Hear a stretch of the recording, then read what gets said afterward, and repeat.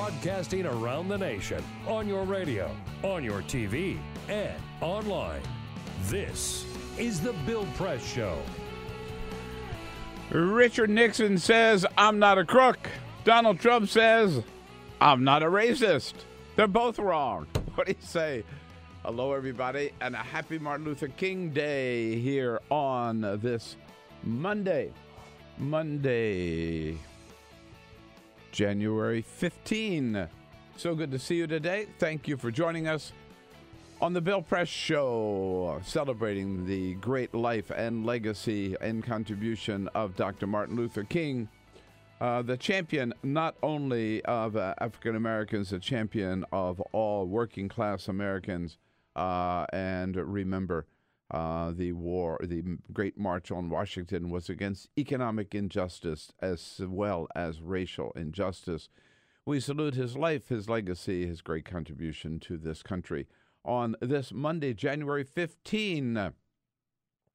And we welcome you to the program as we keep up with all the news of the day. And there is a lot of news today. In fact, over the weekend, boy, if you were in Hawaii, the scare of your life in the 50th state when a missile alert was issued yesterday saying there's a North Korean missile aiming for the Hawaiian Islands. It was, as we know, a mistake, but it put the fear of God in a lot of people and took them 38 minutes before they issued the all clear. Donald Trump saying doesn't look like there's going to be any deal on DACA, and he blames the Democrats for that. And Donald Trump now accused of paying a former mistress, well, at least a stripper with which he had at least one big fling. Her name is Stormy Daniels, paying her $130,000 last October toward the end of the campaign. $130,000 in keeping quiet. To be clear, money. she is not a stripper. Quiet money. She's a very famous porn star. Oh, a porn star. Not that I would know, yes. but I feel that facts matter. That's true. Democracy dies in the darkness. That is true. And Stormy Daniels is her screen name. I don't think that's her real name. I don't think that's her Christian name. Exactly. Anyhow, lots to talk about. And as always, we want to hear from you on the news of the day. Send us your comments on Twitter, @BP Show, @BP Show. But first, this is the Full Court Press. All right, just a couple of other stories making news here on a Monday. Bill, you're not a big Starbucks guy. I know you don't drink a lot of Starbucks. I don't drink coffee, and I don't like Starbucks. Well, some people do drink Starbucks, and Starbucks is trying to curb the amount of waste that they generate. Now, Starbucks has... That's good. They do these seasonal cups, right? Like they do their cups at Christmas, and they have little messages that they put on them. Well, here's what they're going to start doing. This starts in the UK, and they're going to be testing it out and seeing if they're going to roll it out around the world. But they are going to start charging you for your little cardboard cup that they give you. So really? If you get a coffee, they're going to charge you for the coffee, but then also charge you for the cup. Now, this is all a way to try and get people to bring their own cups into Starbucks, which I guess you can do. I see people do that. Sure, you just bring your own mug. I've seen people do that, usually like a travel mug. They'll fill it up with coffee for you, and they won't charge you. But in effect, they're already charging you for the cup. I mean, the cup of coffee, the price of the cup of coffee includes paying the barista, all that stuff, I don't disagree with that, but I was wondering where you stood on that since, it's a good environmental move. It's a good environmental thing, but, let's face it, most people are not going to come in with their own container. Probably true. Probably true. By the way, one other bit of news here in the Full Court Press. Senator Ben Cardin is running for his... They do better. I'm sorry. I'm just thinking about this. By having recyclable material rather than... Because sometimes you get stuff at Starbucks in a plastic thing, right? Yeah.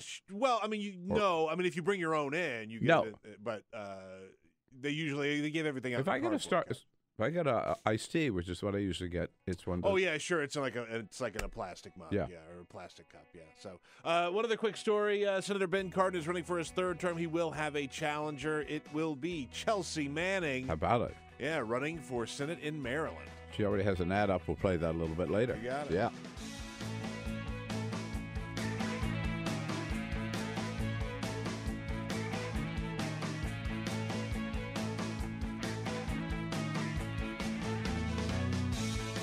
This is the Bill Press Show.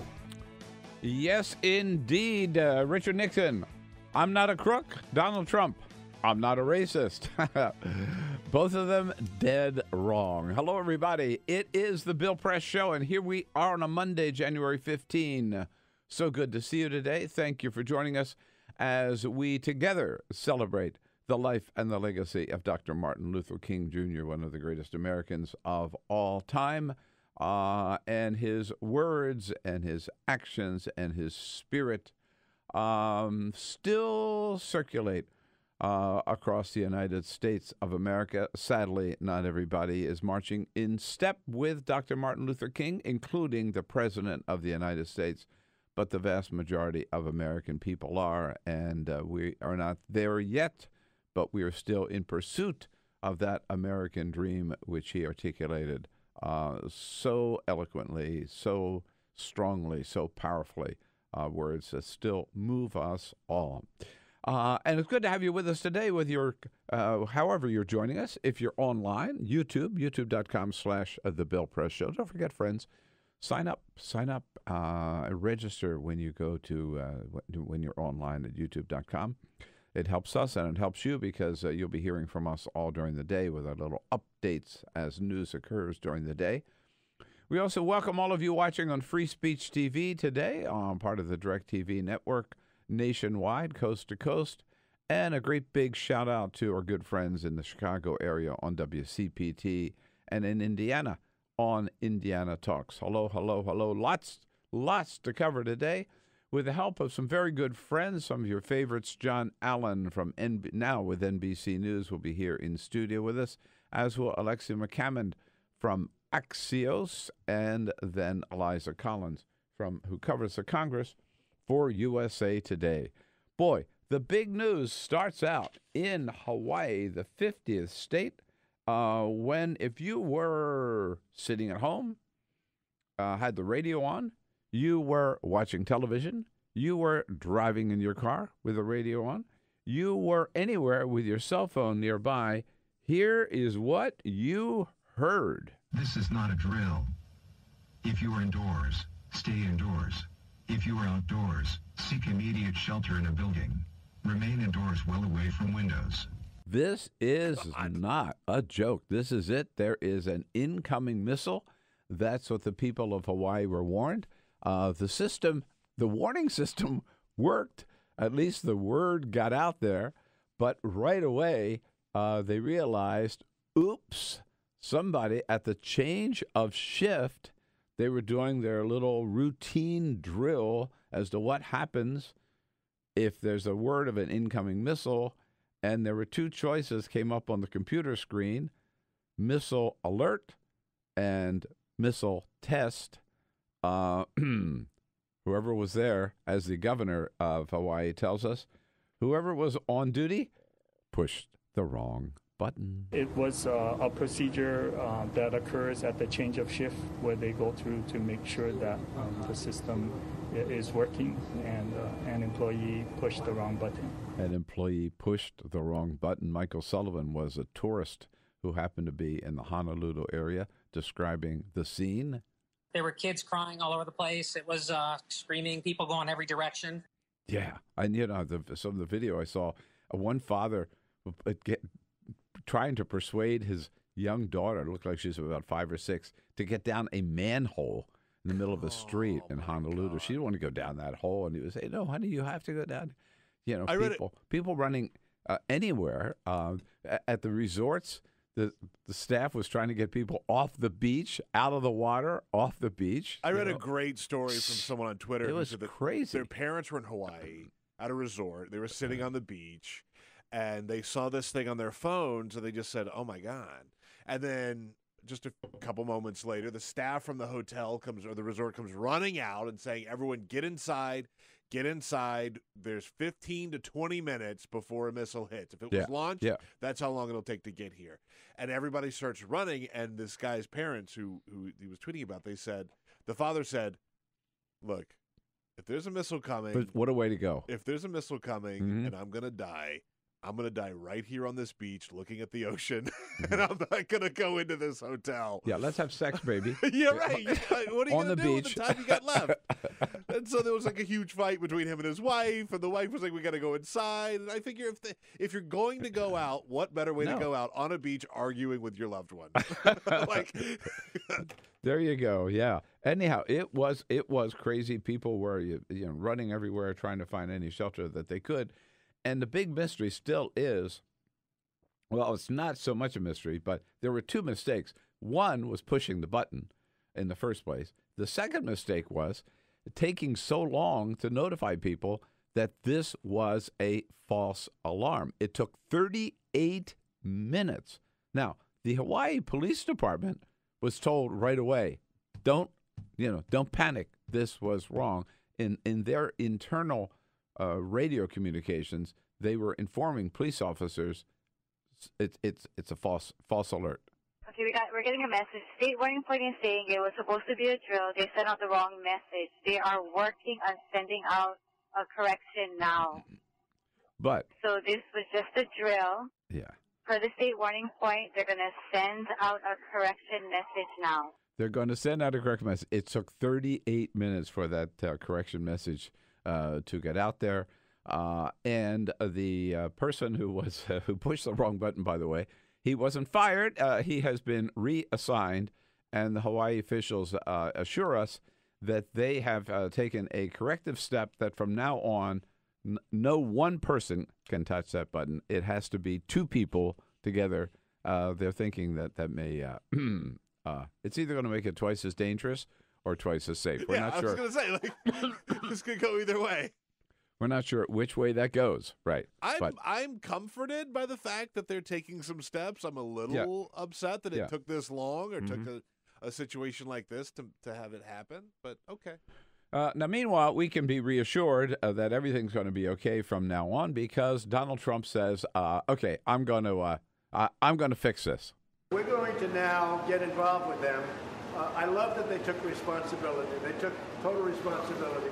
Yeah, well, this was a state alert system that went wrong. Fortunately, it did not move up to the federal level. Now, just a little pause there for a second. The reason that we're told now that it took so long is because the Federal Emergency Management, FEMA, has to get involved in this. And every state has the power to declare, to send out an alert if they get evidence of an incoming missile. But they have to get FEMA's permission to send out the correction. So it took them that long, having alerted the world and knowing right away it was a mistake. It took them that long to get in touch with FEMA and to get the permission to put out the all clear.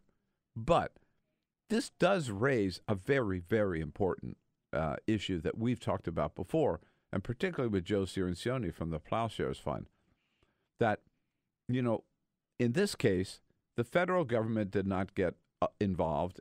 There was no federal alert because we have our own, the nation, the Pentagon, has its own satellite system where we have our own way of detecting any missile that North Korea launches or anything that's headed our way from anywhere, whether it be Russia or North Korea or whatever.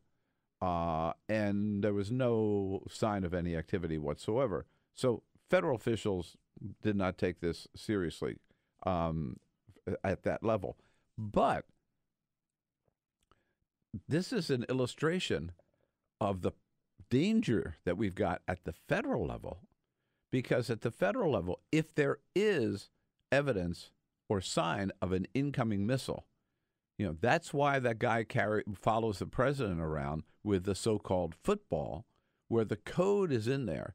And if word gets to the president that the Pentagon says there is an incoming missile, the president has about 5 minutes, 6 minutes, maybe at the most 7 minutes to make the decision, and the president alone makes that decision to take us to nuclear war, to launch a nuclear war, to launch a retaliatory strike against an incoming missile, which, again, as in Hawaii, could be a totally false alert. And that has already happened. There are at least a couple of cases, and it wasn't that long ago. In one case, it was a flock of geese, Canada geese, that were picked up by radar, and people thought this was an incoming missile. And the beginning of the alert system was launched, and then people realized it was wrong. That was wrong, what it really was. In another case, out in North Dakota, somebody in a silo put the wrong tape in the machine, sort of similar to what happened in Hawaii, but the wrong and the tape was a simulated missile strike, but it was a fake. It was just, something developed for, again, a test, not the real thing. The tape went in. People see this missile coming. They think it's a real thing, and they started the Alert 2 system. If that had gotten to the President of the United States, we could have been in a nuclear war. Now, compound that when the guy in charge of the trigger, the guy with his fingers on the button, is a maniac like Donald Trump or somebody quick on the trigger, and God knows what could happen. I mean, easily. I mean, it is a system that is just filled with risk and danger to the American people, to civilization, to the human race, to have somebody have that power single-handedly to launch a nuclear war. It's got to change. I don't care whether it's Hillary Clinton or Barack Obama or Bill Clinton or George W. Bush, and certainly not Donald Trump. No one person should have that sole and unique power to launch a nuclear war. So we got the what scared out of us in Hawaii over the weekend. A lot of people did, but it should be a lesson that we ought to do something about the nuclear war launching system here in this country. Certainly Congress, maybe an executive branch of executive committee of Congress or something, but it should be involved. It should never be just one single person. What else is going on in the news? Well, there's a lot of news. Donald Trump is in a war on words. Yes, on two levels. He says he still insists that he didn't say those words. He didn't call the countries of Haiti and El Salvador and certain African-American countries that vulgar term that he was quoted last week. In fact, he was even able to line up some members of Congress. God knows what he paid these Republican senators and what he promised them. Probably they have a new federal highway, I don't know, a new dam, a new airport.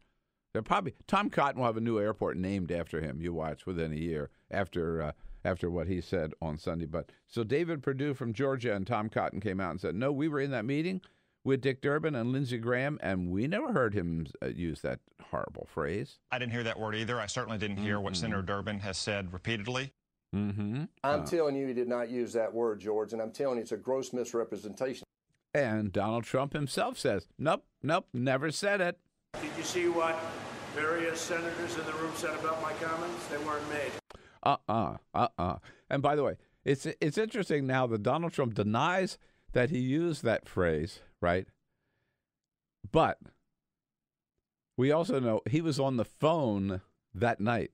He's on the phone that same night, bragging, talking to friends about using the phrase and saying, how about that? I said this in this meeting, and my base is going to love it. Yeah, bragging about how referring to countries that way would help his base. Now he denies that he ever said it.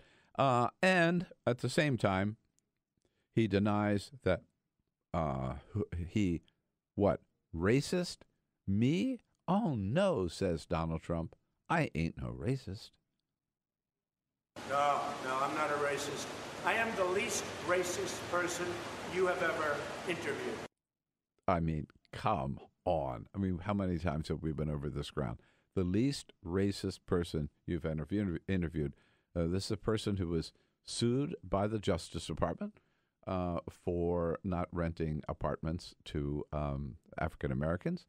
This is the person who fanned the flames of the Central Park Five after these 5 young teenagers were found not guilty of raping a woman in Central Park. Donald Trump taking out full-page newspaper ads to insist the courts were wrong, they were guilty, and they had to be still rounded up and marched to prison, if not to death row. This is the same man who praised the white supremacists and the KKK marchers in Charlottesville. This is the same man who called the NFL players sons of bitches from the podium.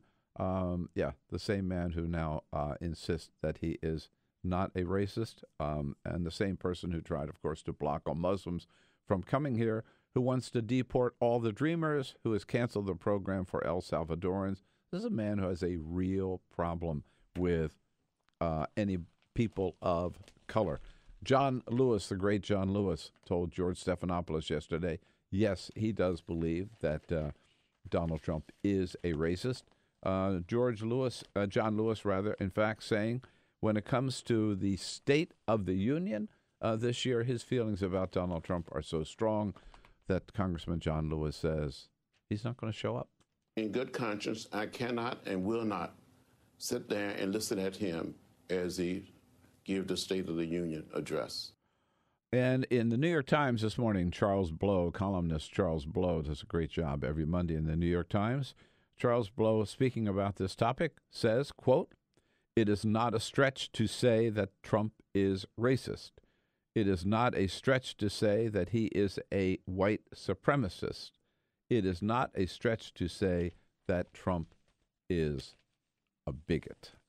Let Donald Trump protest as much as he wants. The evidence is there. And meanwhile, in this war on words, it's not only whether or not he said those words, that phrase referring to poor countries like El Salvador and Haiti and others. There's also now a war on words, and Donald Trump is accusing the Wall Street Journal of fake news. He gave an interview end of last week with the Wall Street Journal where he said something really bizarre about having a great relationship with Kim Jong-un. He wouldn't say whether or not he had talked to Kim Jong-un, but he insists he has a great relationship. So here is from the Wall Street Journal. Here is the audio of the president's remark. I probably have a very good relationship with Kim Jong-un of North Korea.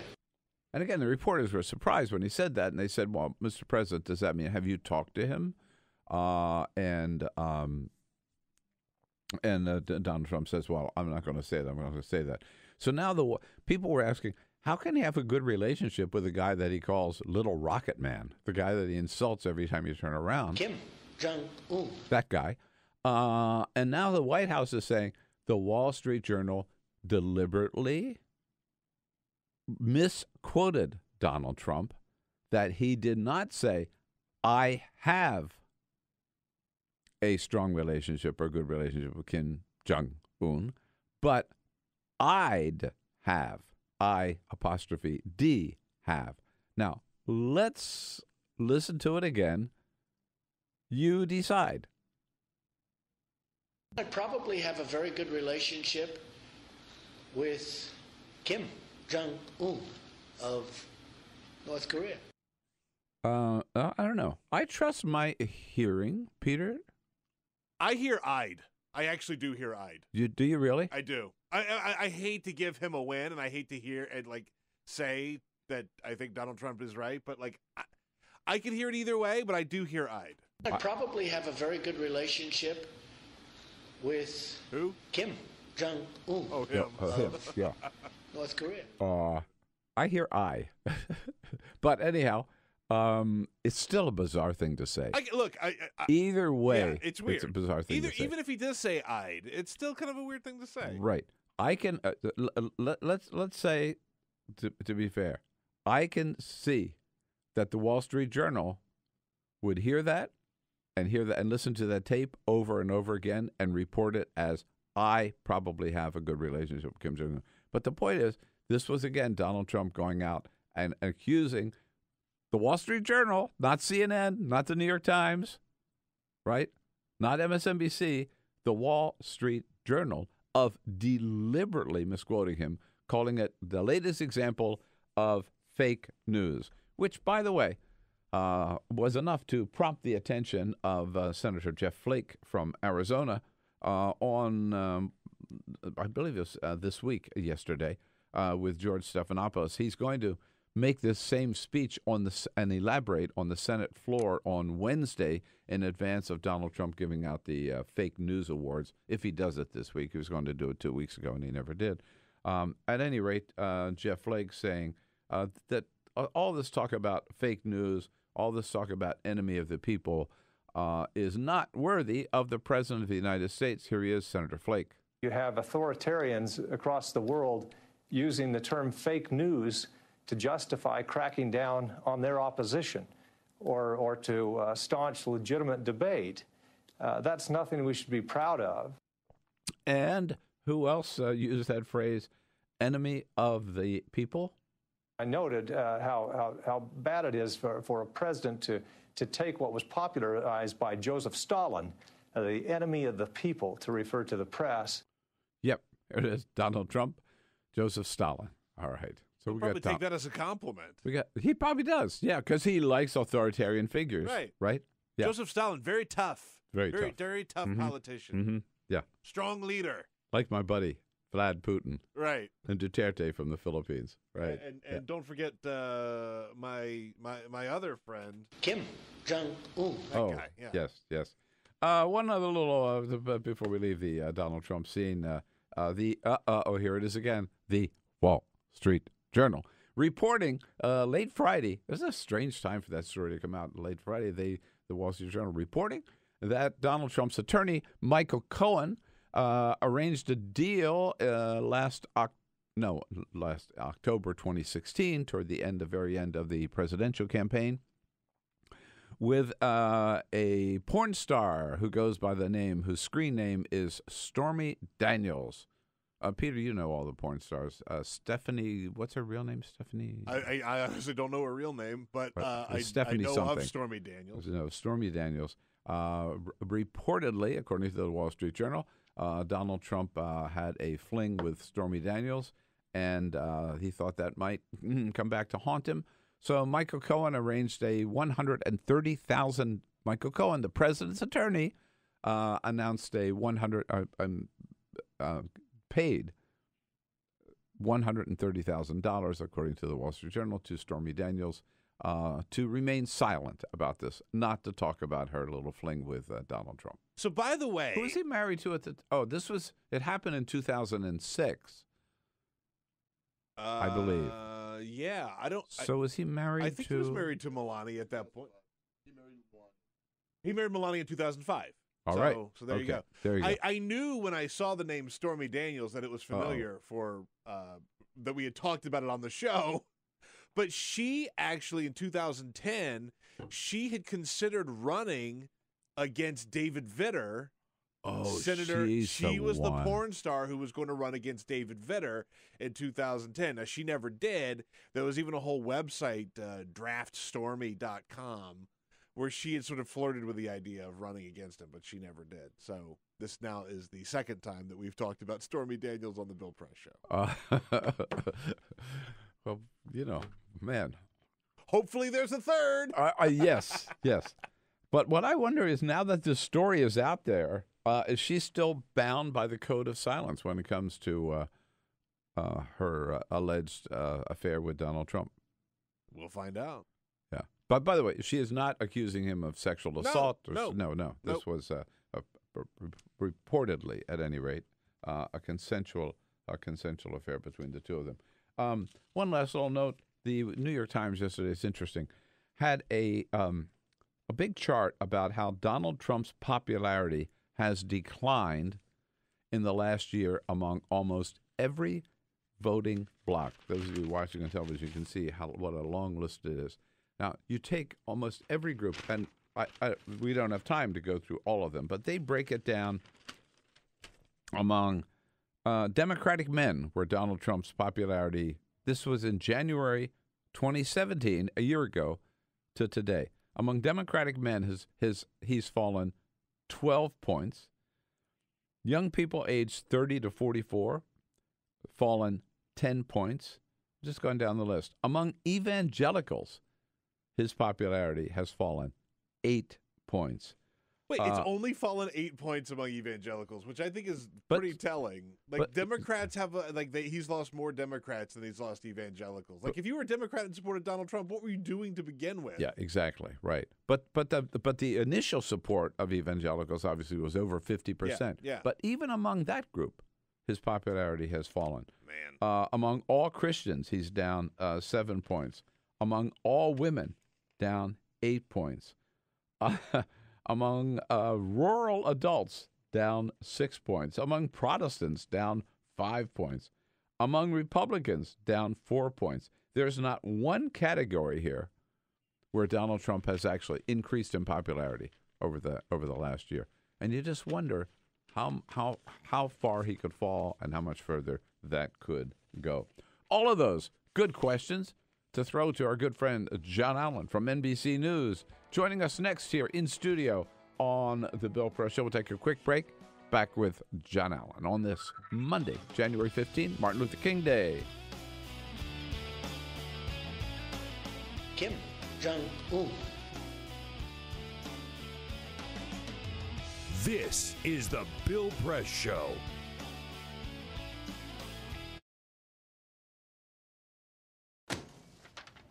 Hey, Hard, what's this? That's my resignation letter. You're resigning.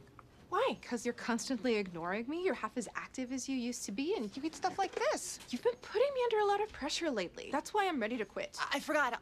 I'll do better. Please, don't quit on me. Okay, but remember, it's not what you say, it's what you do. Listen to your heart. Don't let it quit on you. Let's go for a walk. Uncontrolled high blood pressure could lead to a stroke, heart attack, or death. Get yours to a healthy range before it's too late. Adventure can be found anywhere, but the best place to start is in the forest. I spy something beginning with S. Snow? No. Snow-covered trees. Nothing to do with snow. Head outside to discover incredible animals and beautiful plants that come together to create an unforgettable adventure. Wow. So grab your loved ones. Don't even. And explore a world of possibilities. Come on, this way. Visit discovertheforest.org to find the closest forest or park to you. I grew up in the housing projects of Cleveland. I didn't even know that life could be any better than it was. Education for me has been a way to get away from the agony of what was normal life. I want to be able to impact the community, not just look back on where I came from, but to reach back to where I came from and pull some people up with me. My name is David, and I am your dividend.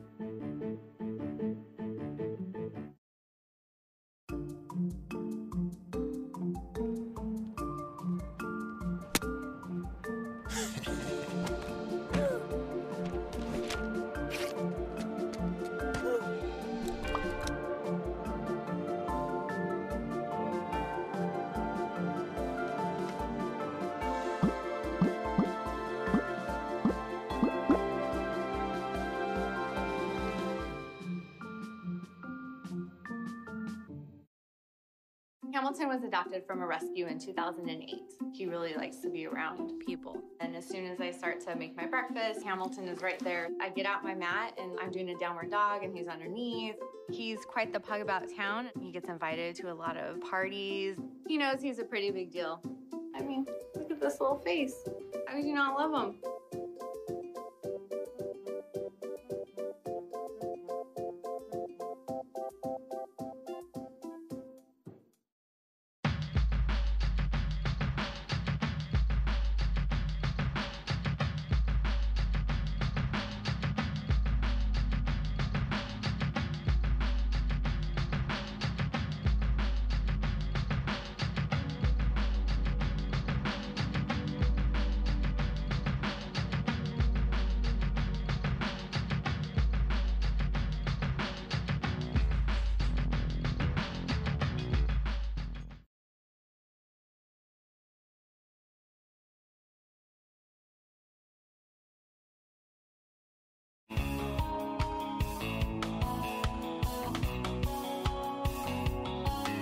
Download our podcast, search for The Bill Press Show on iTunes, and remember to rate, review, and subscribe. This is The Bill Press Show. Incoming missile alert. No, the only missile headed your way right now is the Bill Press Show, coming to you live from Washington, D.C., our nation's capital, with all the big news of the day, some good and some not so good. We'll get through it all with you and look forward to your comments on Twitter at BP Show. Of course, we're brought to you today by the International Association of Firefighters. So proud to have the firefighters as sponsors of the Bill Press Show, those good men and women that we count on, and they never let us down on the front line protecting American families every day under the leadership of President Harold Schaitberger. We salute them, thank them for their support of the program. You see the fire truck going by today. Give them a big wave, a big salute, and say hello with me to NBC News' John Allen, national political reporter, here in studio with us. Hello, John. Hi, how are you? Everything good? You get the trophy for coming in on Martin Luther King Day. It's a federal holiday, but some of us are still at work. President Trump, like President Obama before him, has encouraged people to do acts of civil good on Martin Luther King's birthday. So I thought that I would come here and, in the public interest, do what I could for the Bill Press Show. Very good. Well, we thank you for that sacrifice that you're making. We've been already at it this morning for about a half an hour, stirring up a little bit of our own storm. Stormy Daniels. Our own storm. You just like saying that. Twitter comments. Who doesn't? I really do. So, Peter, what's up? Yes, we're on Twitter at BP Show, at BP Show. Ron weighing in on the war of words. Did Trump say it or did he not? Ron says, why did it take 3 days for Trump to deny the use of the vulgarity? Because he said it, obviously. On the other war of words, did he say, I'd have a good relationship or I have a good relationship with Kim Jong-un? Sherry says, well, does it make sense either way? That's, I think, probably the bigger issue, right? Like, I don't think it makes sense either way. And Kurt says, don't forget Donald Trump and his infamous line, quote, I alone can fix this. He also said, quote, if I win, I will instruct my AG to investigate you and put you in jail. He calls him Benedict Donald. If you have any comments, find us on Twitter at BP Show, at BP Show. All right. So where do you come down on this war on words? Let's start with what he allegedly called Haiti and El Salvador. And some generalized African nations. Yes, right. Do we believe Dick Durbin or do we believe Tom Cotton or Donald Trump? You know, it seems pretty clear that he said it. Yeah, clearly Durbin said that he said it. Lindsey Graham. It's pretty clear that Lindsey Graham told people that he said it. Tom Cotton is as far into Donald Trump's corner as you possibly could get. President Trump, even as he was denying it, didn't really deny it in the tweet. The thing I said, I didn't say. Yeah. Like the language that was used, I didn't use that language. And also reportedly was on the phone with friends that night laughing about it or almost bragging about it. Man, my base will love this. You hear what I called those countries? Right. I presumably he didn't call people until it was clear that this was out there. I mean, I don't think this was something that was like, I'm going to say this in front of some guys and they're going to report it. I don't think that was intentional that way. But the key here, what people are really upset about, and obviously the countries that he was talking about are upset about the country question, but I think what most people on the left certainly are upset about is the characterization of the people coming from those countries, right? That the U.S. doesn't want people coming from those countries because presumably they're tainted countries, right? These I don't want to use the phrase, because the phrase everybody uses, S-hole, when you say that really fast on television, sounds like yes, it does. I know, exactly. Well, but instead of people from those countries, what we need, he added, was we need more people from Norway. Now, what's the difference between the people from Norway and the people from Haiti and El Salvador and certain African-American countries? There are lots of differences in terms of like what fish they like to eat, but I think it's the skin color that most people are upset about. But also, like the thing with all of this that I think is so like I don't understand why the Trump administration is acting like clutching their pearls and being like, this, like how dare they even think that he would say something like this? Like we have him on tape. He said in front of an audience many years ago. He referred to China as the effing Chinese. Like not that that's equal in terms of a slur, but like that's how Donald Trump talks. Are we really supposed to believe that he didn't refer to those countries as that? No, I don't. Well, this is the problem for the president at this point. People could report almost anything that portrayed him in a negative light, and for a certain portion of the population, probably more than half at this point, it would be believable. This was the problem for him with the Michael Wolff book, which is that so many of those stories are believable, whether or not they're true. Yeah, right. So then we're coasting along, coming up on another government shutdown, and there's some talk. Some of it seems to be, maybe connecting about a deal, some kind of a deal to protect the dreamers and to keep the government running. And then in the middle of it, Donald Trump drops this stink bomb. Does this derail the deal? It certainly doesn't help the deal, the chances of getting a deal, does it? I don't think it certainly doesn't help the chances of getting a deal. I think, or if it does, it's in this way. I wrote a piece for NBCNews.com, not to plug my own thing, but basically the premise of it was, and I talked to some folks about this, immediately makes it harder for Democrats to cut a deal with him. So if he wants to get a deal, that means he's going to have to make more concessions because Democrats don't trust his intentions on this. I don't think they ever did, but they even more so will be suspicious of anything that Democratic leaders or members of the Senate and some bipartisan working group that the Senate always puts together.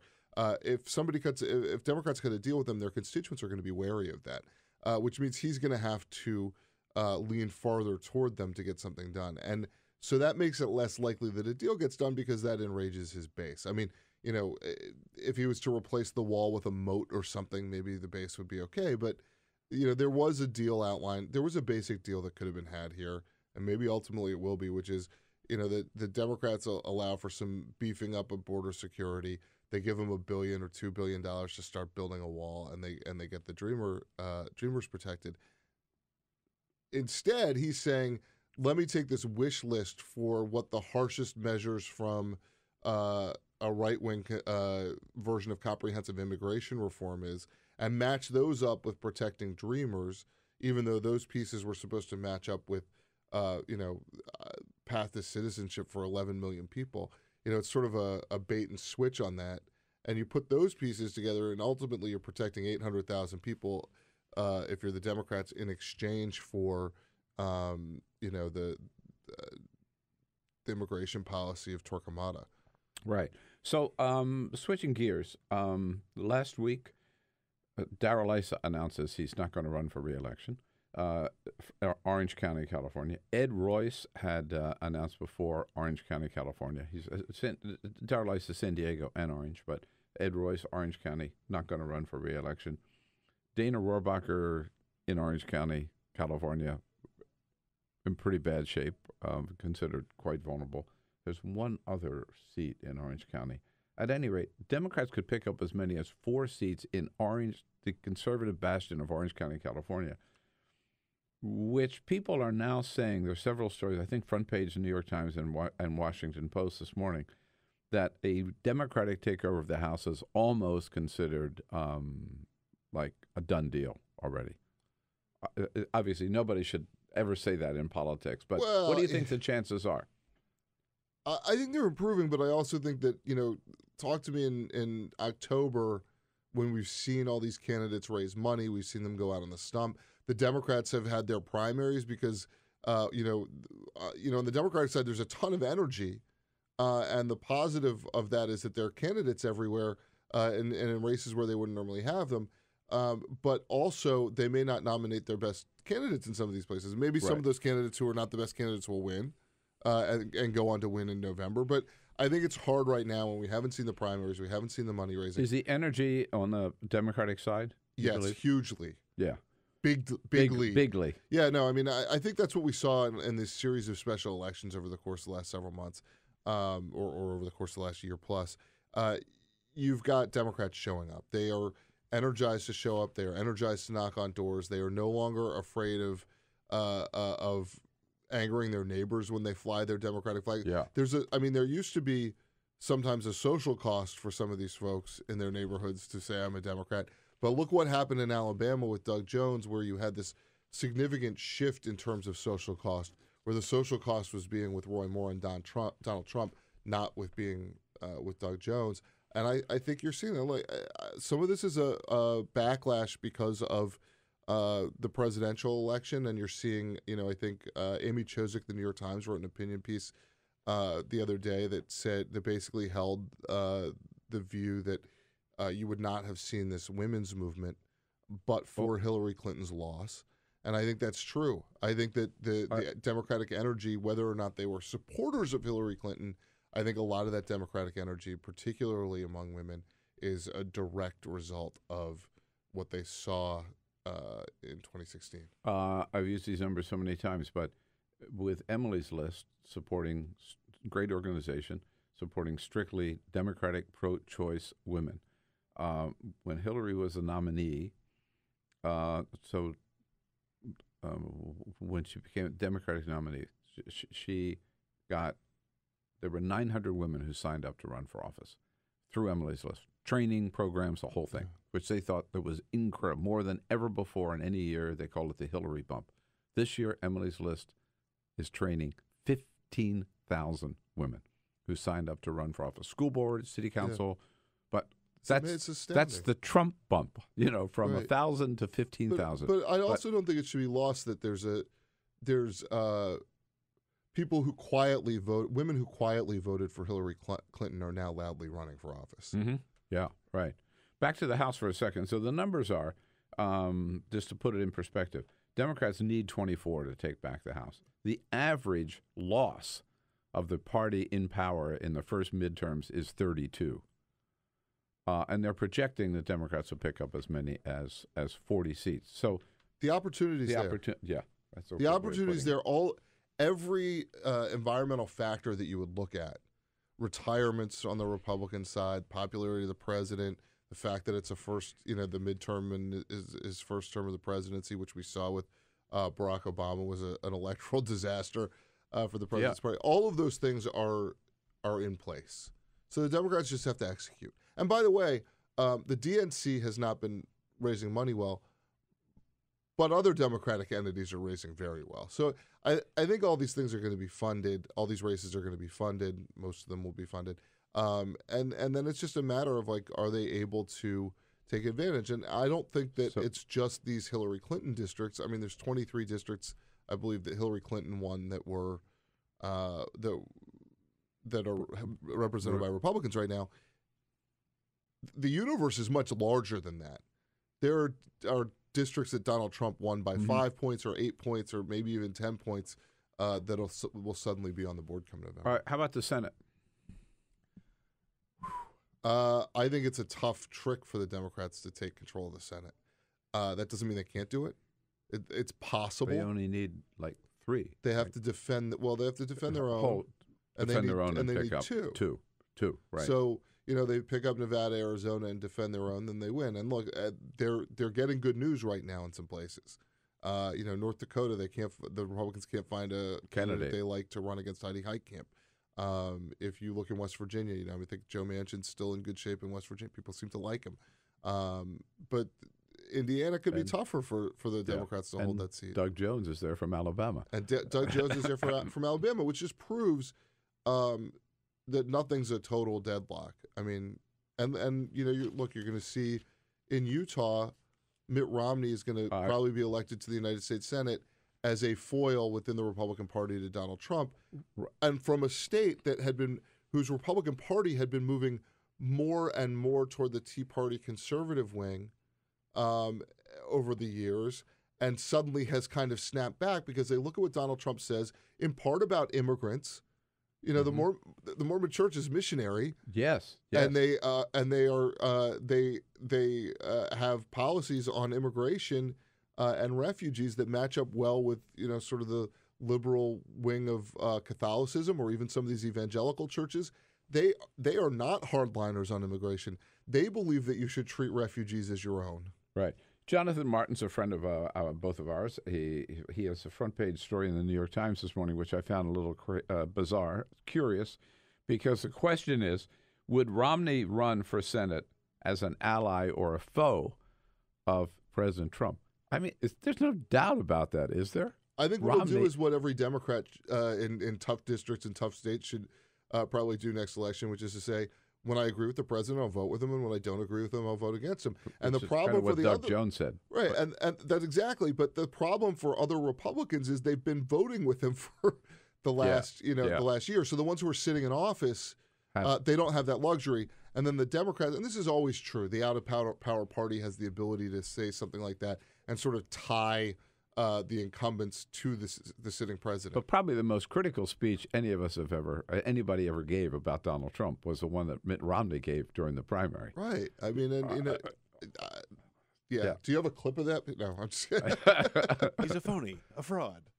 Yeah, I mean, he used all those words, right? Yeah, I mean, it was like, don't elect this guy. Do we know that Romney's going to run? He hasn't announced yet. He hasn't announced yet, but it is very clear that that's the intent. In fact, some people were advising him to run even if Orrin Hatch had decided to seek another term. And maybe that had something to do with Orrin Hatch deciding not to seek another term. I think the biggest tell, by the way, is that Mitt Romney has changed his location to Utah on Twitter. You know, on Twitter you have your location of where you're located. It's Utah now. There was a great cartoon about that, and it's hard to describe a cartoon on television or radio, but I'm going to try. All right. Mitt Romney's in the garage, and he's like, honey, have you... I forget what it was that he's looking for. He's like, honey, have you seen my watch or whatever? And she says, I think it's in the garage. And he says, the one in Utah or the one in Massachusetts? Well, he's got New Hampshire. Right. Here's a guy. I'm telling you, if he wins this, it's one of the biggest hat tricks in American politics, right? Because he was born in Michigan. He lives in California. Right. He's not from Utah. And New Hampshire. He's not from Utah in any way other than his faith. But at some level, this is like saying, like, and he was governor of Massachusetts, of all places. At some level, this would be saying, like, like a Jewish person, like a Golda Meir or whatever, like moves to Israel, becomes prime minister or whatever. And you're like, well, she wasn't born in the Middle East, but like she's still of the people in a way that Mitt Romney is of the people of Utah. They won't accuse him of being a carpetbagger. No, I mean, I'm sure he's been to Utah before. There is, the Olympics, of course. There's another Senate candidate being talked about today who is already out with an ad running, it sounds like, not just against Senator Ben Cardin in Maryland, but against the entire political establishment, Chelsea Manning. Here she is. We need someone willing to fight. We need to stop asking them to give us our rights. Them. They won't support us. They won't compromise. We need to stop expecting that our systems will somehow fix themselves. We need to actually take the reins of power from them. We need to challenge them at every level. We need to fix this. We don't need them anymore. We can do better. Is that Alex Jones music playing in the background? I was about to say, that music, very apocalyptic, right? And Chelsea Manning, God bless her, but what's the message there? Yeah, well, them. I think Chelsea Manning's idea here. Well, what's the message there? I'm not entirely sure, but it sounds like the globalist stuff that Donald Trump was talking about.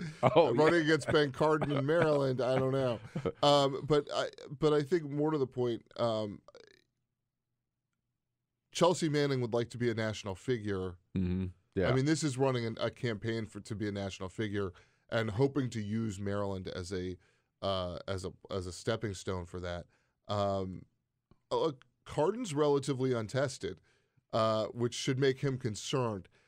I'm not sure Maryland is the best state for Chelsea Manning because Maryland is a Democratic state and it's a pretty liberal state, but it's not a super liberal state. Right. And and it's not like wacky. It's not Western like conspiracy theory. Yeah. It's just you have so many government employees who are the them. Point. Yeah.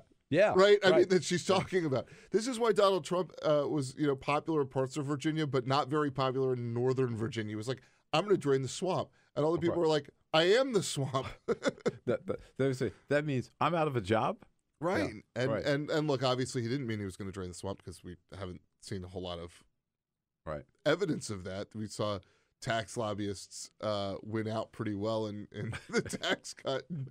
Defense lobbyists win out pretty well in this argument right now over defense spending. Will there be a GOP challenger to Donald Trump in the primary in 2020? Everyone says so, and so I suspect that somebody will run against him. But anybody serious? I know, that's the question. Yeah. And who would be serious? Maybe John Kasich would do it and be serious.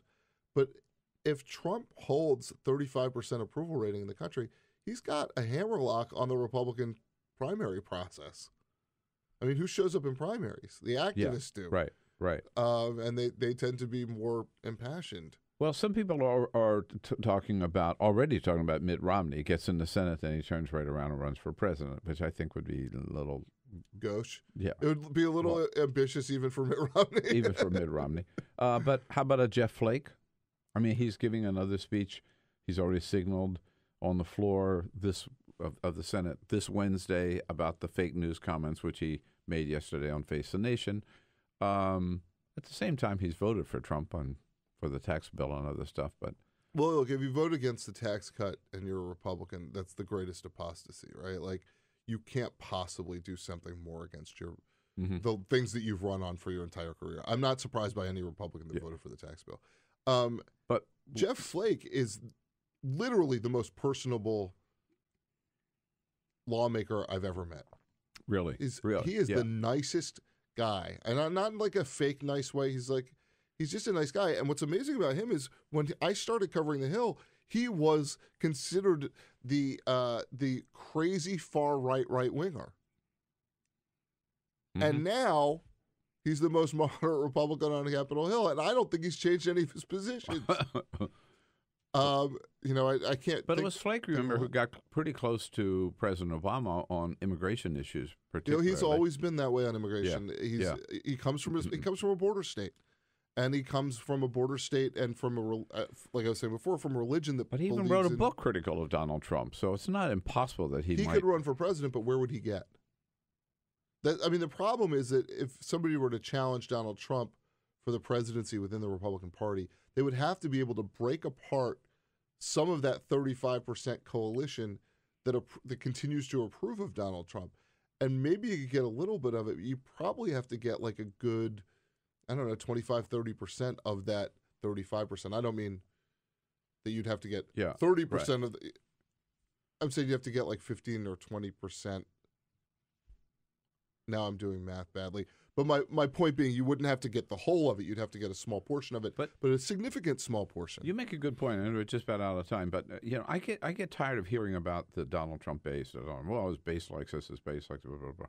But at the same time, if you've got a solid 35%, particularly when you're looking at a Republican primary coming up, you're in pretty good shape, aren't you? It's like 70% of the Republican primary, give or take. Yeah. I think Bernie Sanders would love to have that in the Democratic primary going into 2020. Mm-hmm. Right. I think he'd take that and run. Yeah. Well, whether Bernie runs again is another question, which we don't have time to get into right now.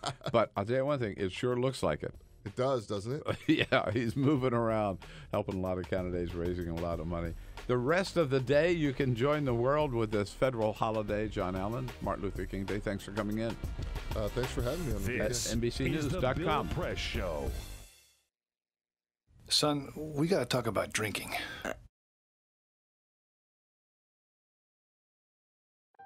I wanted to find a bank with a purpose. I wanted to find a place that would take my money and not use it to cause the financial crisis, but to fix the financial crisis and to help end income inequality. The people that we employ are usually clients right off the streets. They don't have an account, but Amalgamated is willing to get that started for them.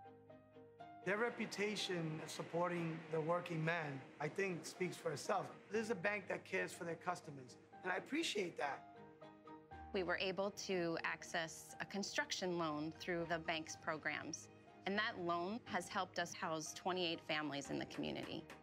Amalgamated is a bank that was started for and about working people. Many of our customers have a deep commitment to advocating for social and economic justice. We share that commitment, and we're not afraid to stand up and say that we need to change some of the way that the country does business.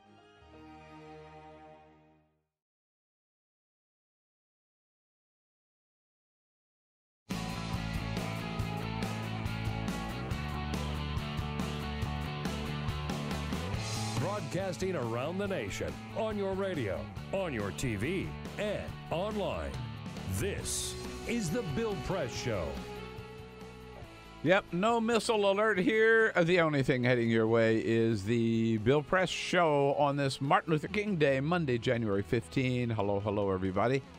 Great to see you. Thanks so much for joining us as we head out your way from our studio on Capitol Hill here in Washington, D.C., with all the news of the day. Yeah, a lot of news even on a federal holiday, Martin Luther King Day. A crazy story about this false missile alert in the state of Hawaii. Fortunately, it was a false alarm. Unfortunately, it took them 38 minutes from the time that the alarm was sent out until they were able to tell people it was not for real and they could just relax. Congress not in session today, but they come back this week to deal with still a looming government shutdown by the end of the week and the increasingly difficult chance of reaching an agreement on the Dreamers program, particularly in the light of some incendiary remarks made by the President of the United States. As always, any legislative progress is derailed by Donald Trump's comments on Twitter or in front of reporters or in front of other members of Congress at the White House. To help us sort through all the news of the day, Deputy News Editor for Axios, Alexi McCammond, in studio with us. Hi, Alexi. Hi. Nice to see you. Good to see you, too. Happy Monday. Thanks for coming in. Particularly, we say anybody who comes in today on a federal holiday, Martin Luther King Day, gets a special bonus. Yes, the Spirit Award. And a special thank you. Yes, a gold star. You get the Spirit Award, the gold star. Exactly. So we'll jump right into it with Alexi McCammond and with all of you. Don't forget, we want to hear from you.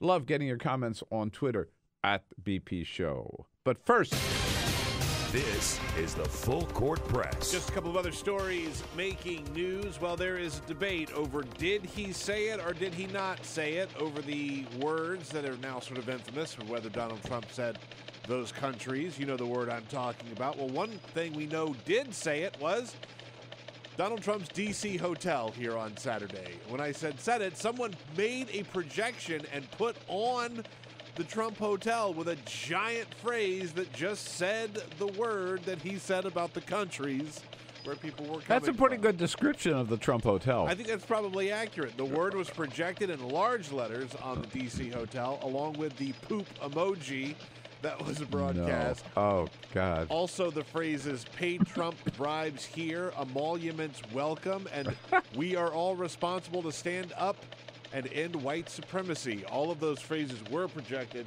onto Trump's D.C. hotel. From where? Across the street, I guess. I guess from across the street. There's a guy here who's an artist, and he does a lot of stuff with light, and he's done this a couple of times. Yeah. With different phrases. I think it's not the first time they projected something on the front of the Trump hotel. It's not the first time they projected something on the front of the Trump hotel. So he did it again over the weekend. By the way, it's flu season, and we are experiencing widespread flu for the first time all around the entire continental United States. Some areas usually don't get hit very hard by the flu season, but for the first time, they say in 13 years, the CDC put something out and said, this is the worst flu season that we've seen in like a very, very long time.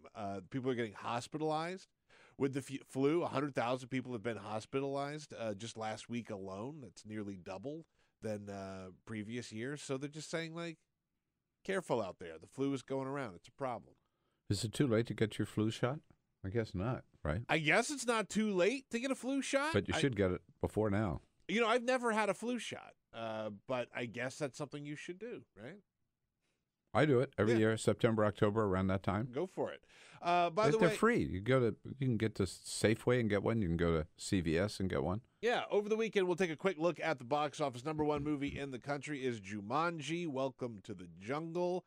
Also notable, Star Wars, The Last Jedi officially became the top grossing film of 2017. It has made $1.264 billion. Also opening over the weekend was The Post. Didn't really register very bigly, but we went to see it. Horrible movie. I saw it. I didn't like it. We didn't see it. It was sold out. Oh, no, really? Damn it.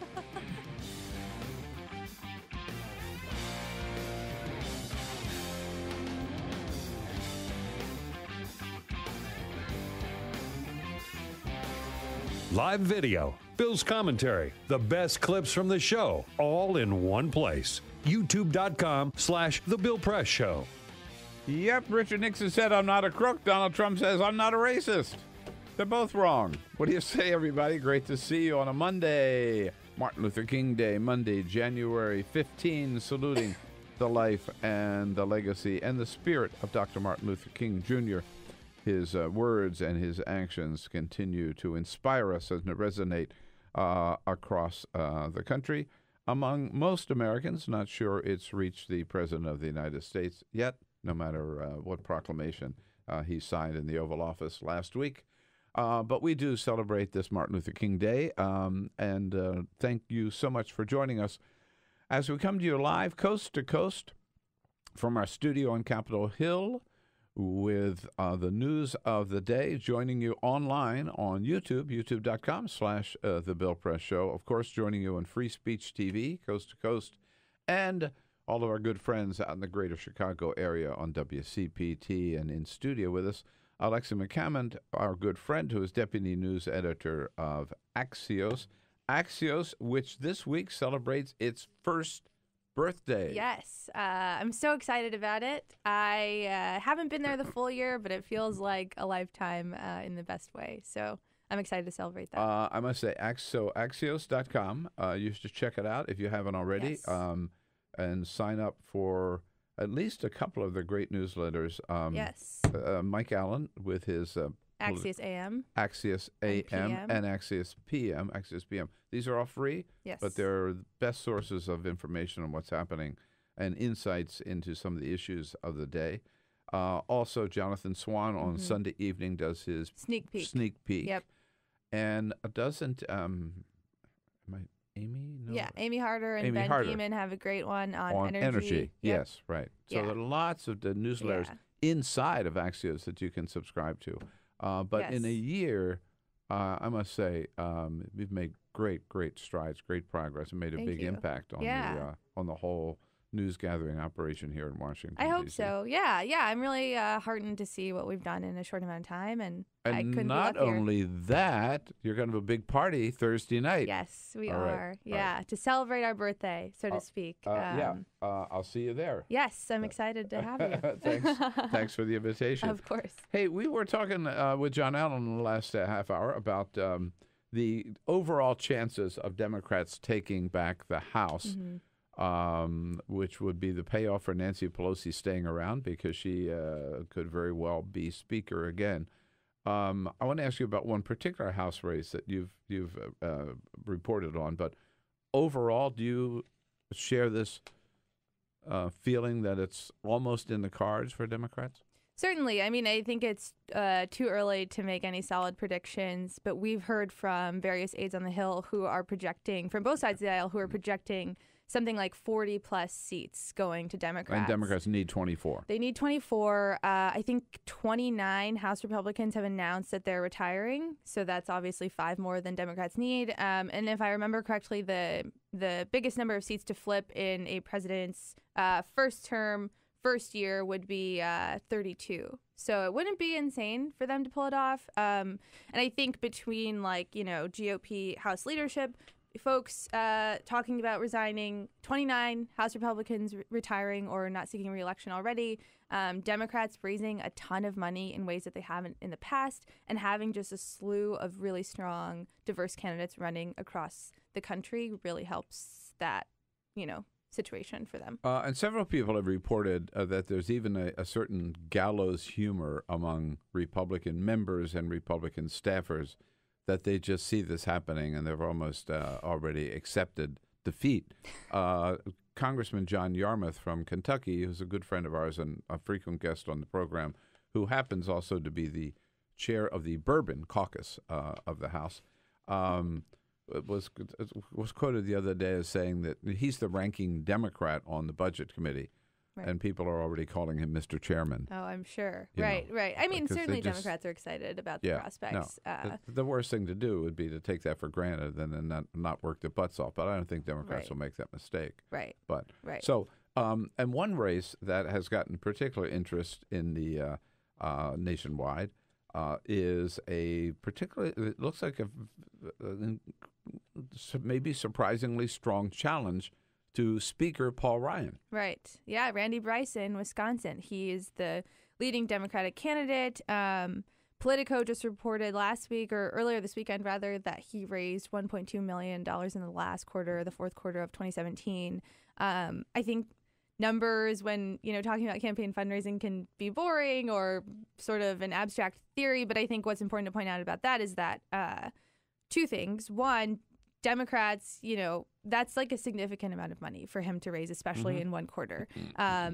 Two, when you look at his FEC filings through September of last year, it showed that New York, California, and Wisconsin were the top three states to donate to his campaign, which suggests to me, or reflects rather, this growing anti-Trump movement that we've seen happen around the country, right? People from big liberal states like New York and California, not just Wisconsin, are donating to his campaign, which sends a message that people all around the country, not just in races that are contentious with Republicans like Paul Ryan, are using their money to fight back against Trump and the administration and trying to assist, they think, in any way they can to help Democrats take the House. So I think that's an important thing for people to note about that. Randy Bryce, who has been here in studio with us, and he is a member of the Iron Workers Union, and his nickname is Iron Stash. Iron Stash, right? Right. His Twitter Iron handle worker is with the big Iron mustache. Stash even. Iron Stash, yeah.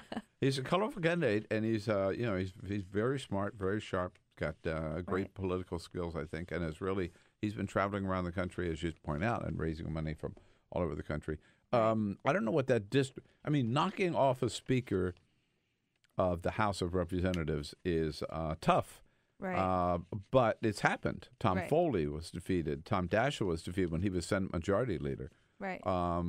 So what does Paul Ryan's district look like in Janesville, Ohio? Right. So Wisconsin is so interesting. I was just speaking with someone who works on a local campaign there to try to get a lay of the land of Wisconsin politics, and he described it as the most purple state in the U.S., which is interesting and maybe a little optimistic. But, you do have these swaths of districts in Wisconsin that are more Republican than in the past.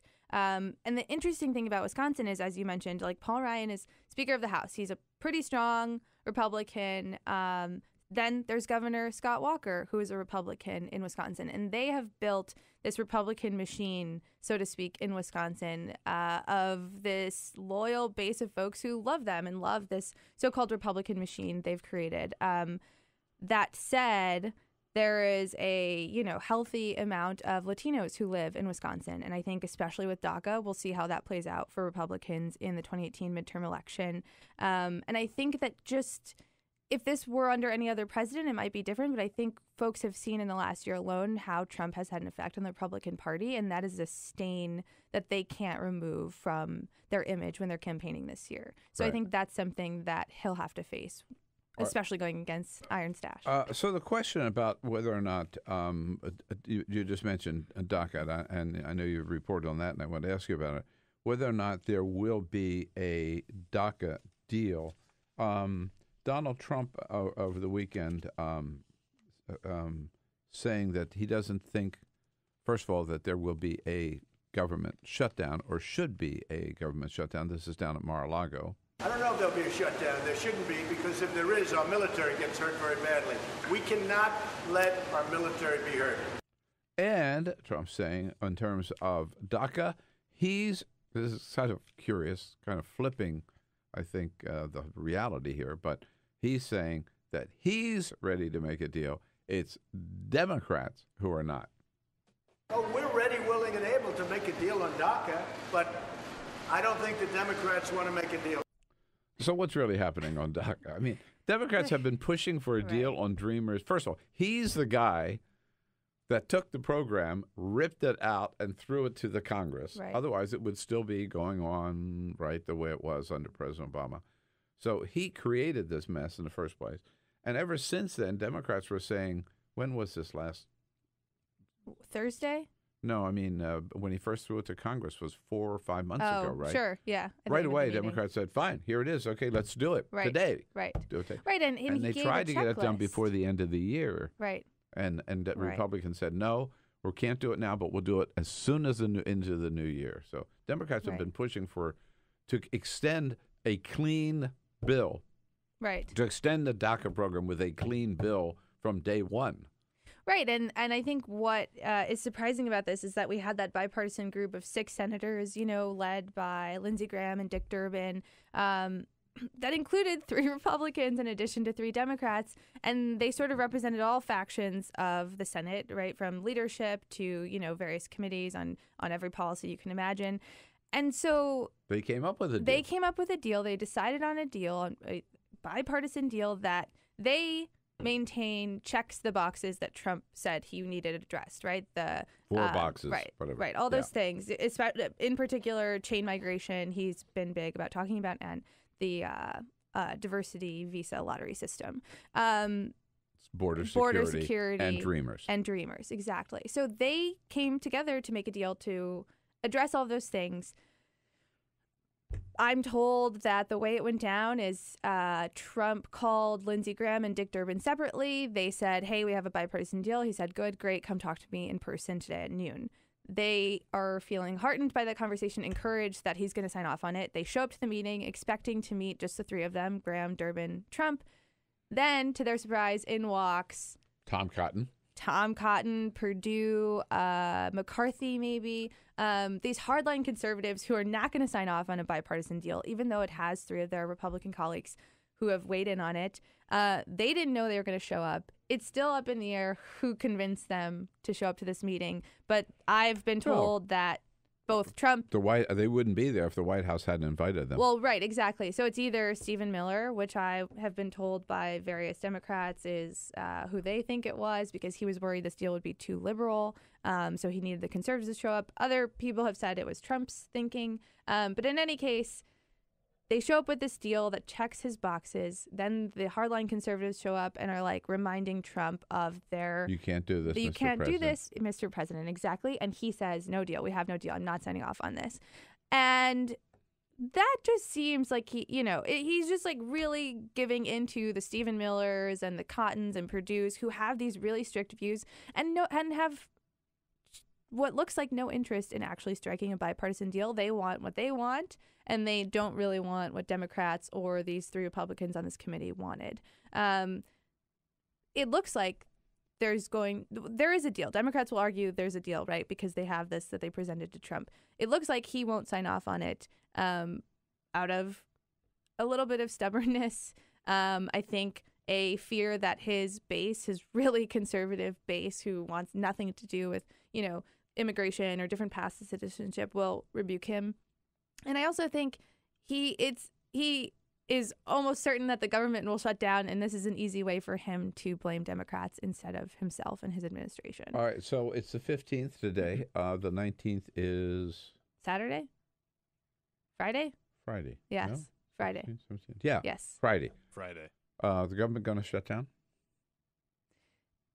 If somehow Republicans convince Democrats that they are not going to include DACA in the spending bill and instead address it separately, the government will likely not shut down.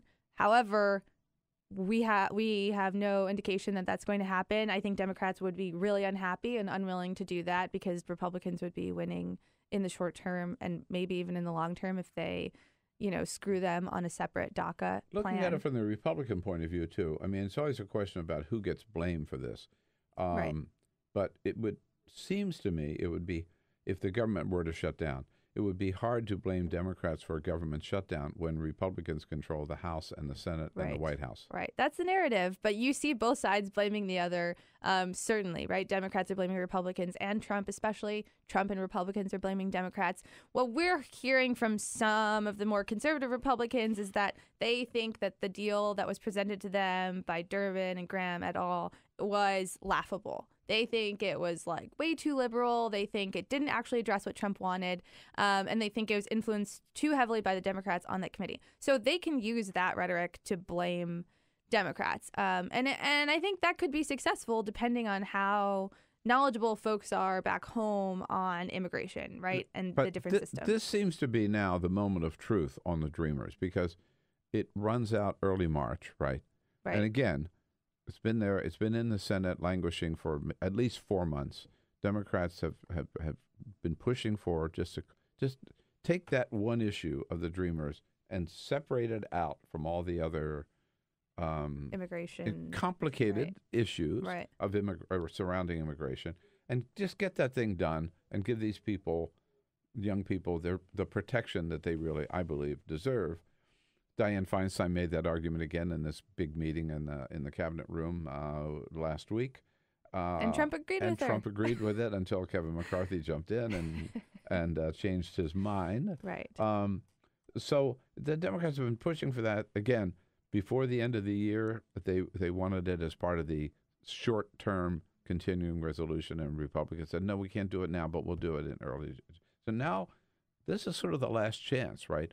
Who knows? I don't know how many people will follow this, but I was surprised. Congressman John Lewis yesterday on Face the Nation this week with George Stephanopoulos said in terms of voting for if the Dreamers are not part of a keep the government running deal, here's John Lewis.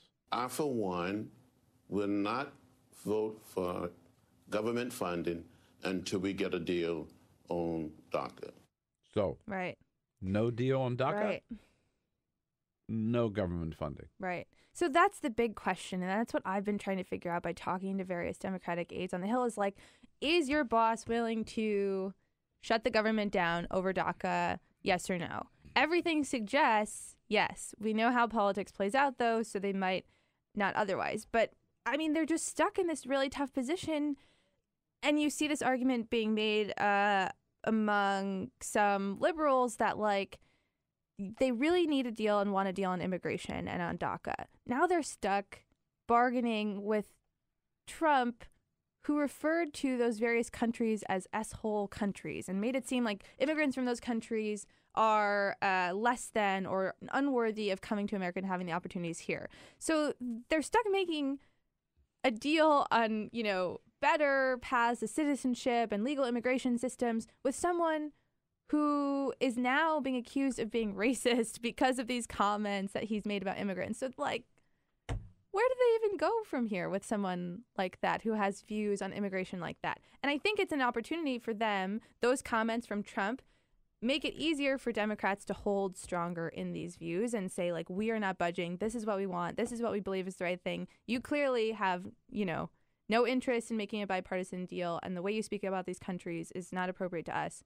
We're not moving forward on funding the government unless you strike a deal. So at some point, you almost feel sorry for the Republicans in Congress who are serious about trying to get something done on any issue. But like now it happens to be immigration.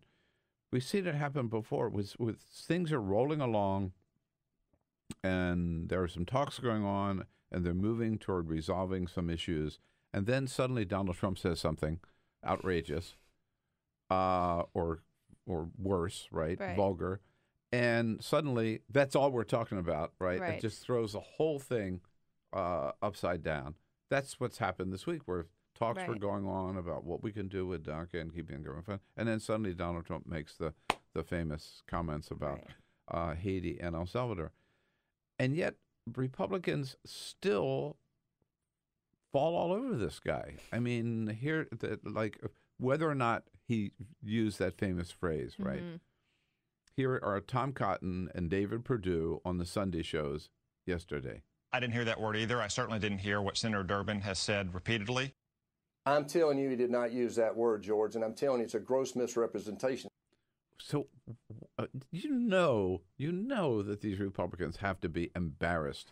They're always cleaning up after this guy. Right. Why do they always fall on their sword like that? Particularly to go out, if for anybody else, I could see, even a Ronald Reagan or a George W. Bush, they'd be believable if they went out and said, he didn't say that outrageous thing.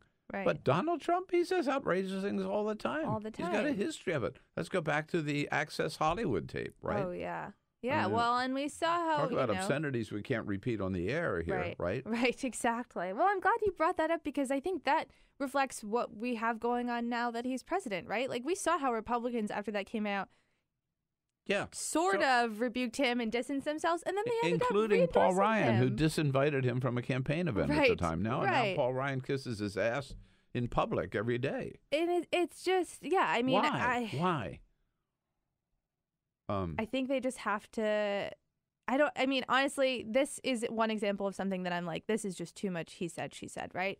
Like, first they change it from, they come out, Cotton and Perdue, and say, oh, I don't recall. So that's not denying it. In the same way that the deputy press secretary sent out that statement, that was not denying it at all, which that should be the bigger focus and the bigger issue. I didn't hear it or I don't recall.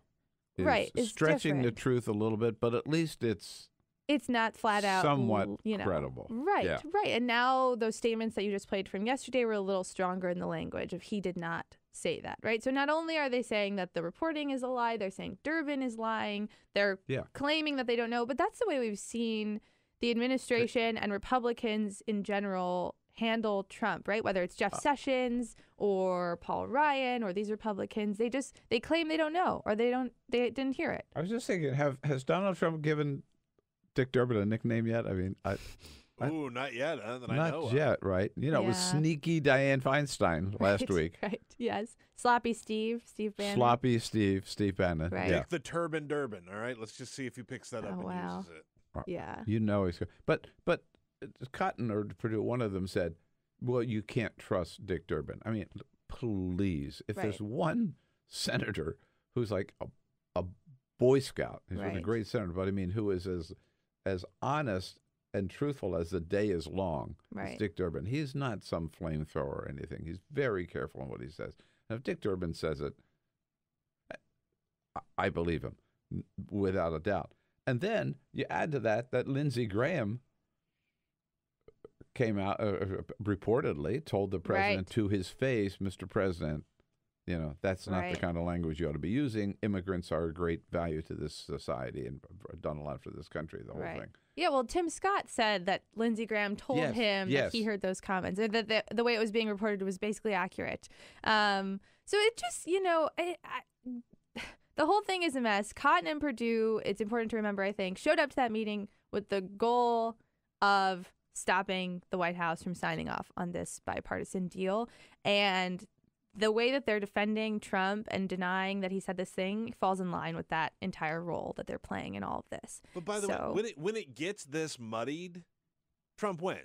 Right, exactly. Yes, that is so that's all he important. needs is just a couple of seeds of doubt for it to just become a he said, she said, he said, whatever. I guess it's he said, there were no women in the room. But like, this is all he needs. Right. This is all he needs. Right. And I think, you know, whether or not he said that comment, fine. It seems like he did. It seems odd and unlikely that he didn't say it. But whether or not he said it, fine. We can put that aside. Let's just have lawmakers focus on the fact that he presented the idea of having more immigrants from places like Norway instead of Haiti and El Salvador. What is the basic, most obvious difference between those two immigrants? Is color of their skin, right? So that is something that he definitely said, and no one is denying, and is still very problematic and something we should be talking about. So I would love to hear, you know, their thoughts on that instead of, well, you know, he didn't say that, so everything that's being reported is a lie. Is Donald Trump a racist? I knew this question was going to be asked. I firmly believe that calling him a racist will end the conversation with so many people. And I am someone who would talk and talk and talk and explain the ways in which I think things he has said are, steeped in racist views, right? Or in views that are unwilling to try to understand other people and what they live like. And I talked about this last week, that we see the way that he does this all the time, starting from the campaign when he was yelling about African-American voters and painting them as so down and out and like their lives are so bad that what do you have to lose to vote by voting for me, right? He doesn't represent their interests or the things that matter to them. He doesn't have a healthy or even admirable amount of people of color in his cabinet surrounding him for advice. He doesn't use them for advice that we know of to fix the issues that these communities face. And I think that just a general lack of attention or interest in helping them shows that he maybe doesn't care as much about these communities as the president of the United States should.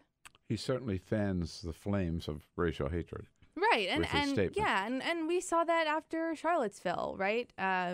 Some of these things are situations, I mean, race relations and issues can be tricky, but I think what's disheartening to me is in those moments, like especially after Charlottesville, during the campaign when he's talking about African Americans, there seems to be a lack of a willingness to try to understand what people who look like me are thinking or facing when these things happen. And he speaks from a place that is clearly without an intimate knowledge of these issues. And it seems like he's not even trying to understand them. And he's had a history of doing that even before he ran for public office. Alexi McCammond from Axios, happy birthday. Thank you. Happy Axios birthday. Happy first birthday. Yes, yeah, how about that? Have a great party. Come back and see us again soon. Yes, of course. And you can follow Alexi and all our good friends at Axios at Axios.com. Eliza Collins covers the Congress for USA Today. Joining us next here on this Monday edition of the Bill Press Show, Martin Luther King Day.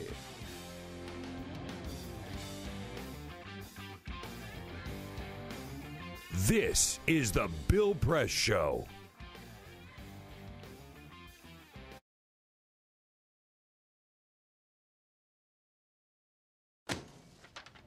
Hey, Hard, what's this? That's my resignation letter. You're resigning. Why? Because you're constantly ignoring me. You're half as active as you used to be, and you get stuff like this. You've been putting me under a lot of pressure lately. That's why I'm ready to quit. I forgot.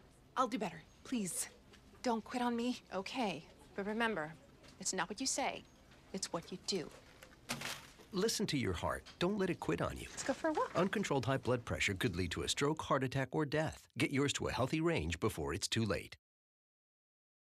Adventure can be found anywhere, but the best place to start is in the forest. I spy something beginning with S. Snow? No. Snow-covered trees. Nothing to do with snow. Head outside to discover incredible animals and beautiful plants that come together to create an unforgettable adventure. Wow. So grab your loved ones. Don't even. And explore a world of possibilities. Come on, this way. Visit discovertheforest.org to find the closest forest or park to you.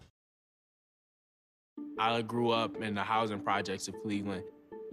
I didn't even know that life could be any better than it was. Education for me has been a way to get away from the agony of what was normal life. I want to be able to impact the community, not just look back on where I came from, but to reach back to where I came from and pull some people up with me. My name is David, and I am your dividend.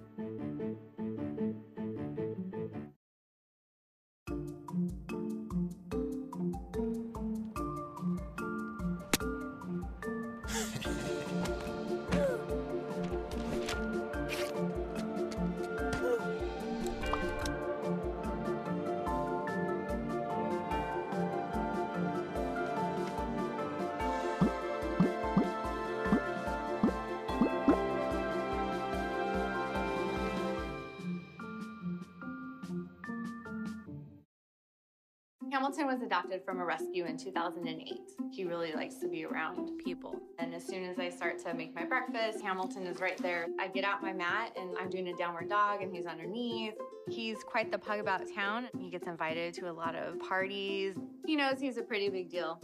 I mean, look at this little face. How could you not love him?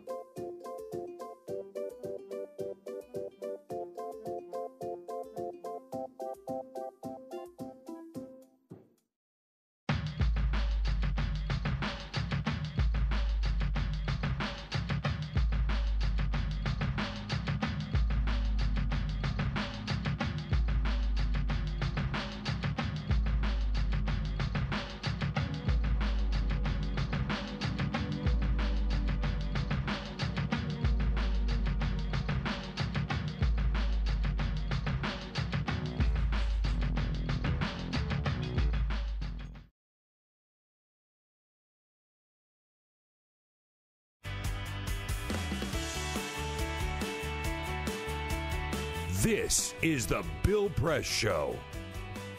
How about it? Monday, January 15, Martin Luther King Day. It's a federal holiday, but we got news to talk about, so we are here with all of you, celebrating the life and the legacy and the spirit of Dr. Martin Luther King Jr., one of our greatest Americans of all time.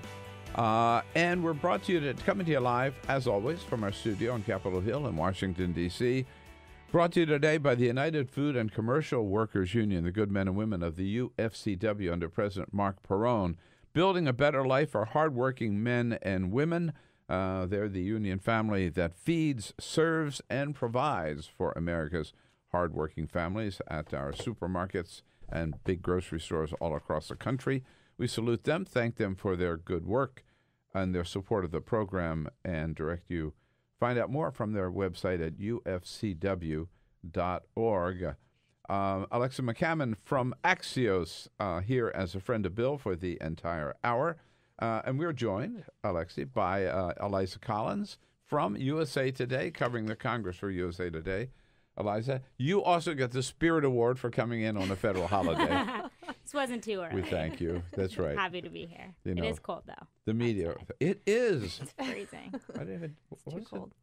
In the 20s now? No, I think it's 18 degrees because there's there's the thing outside a couple blocks down that said 18 degrees. Oh, it's a balmy 18. Yeah. Oh, yeah. Well, I'm from Arizona, you guys. So this is really cold. When I was back home in Chicago, the wind chill was negative 17.